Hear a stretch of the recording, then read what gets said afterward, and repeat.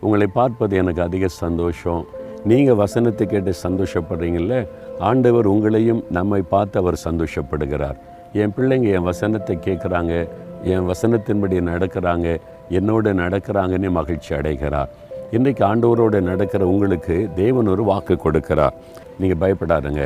ஏதோ ஒரு காரியம் பயமுறுத்துதா? பயப்படுறீங்களா? எதிர்காலத்தை கண்டு, சூழ்நிலைகளை கண்டு, உங்களுடைய பிரச்சனைகளை கண்டு பயப்படுறீங்களா? ஆண்டவர் சொல்ல, பயப்படாத என் மகனை, பயப்படாத என் மகளை, பயப்படாத. நான் இருக்கலாம் ரட்சிக்கிறதற்கு, நான் அவனை ரட்சிப்பேன். இந்த பிரச்சனையிலிருந்து, பாடுகள்லேருந்து, உபத்திரந்து ரட்சிப்பேன் அப்படின்னு ஆண்டவர் சொல்கிறார். உங்கள் கைகள் திடப்பட கடவுது. வேலையை நல்ல திடமாக செய்யுங்க. உங்கள் பிஸ்னஸை திடமாக செய்யுங்க.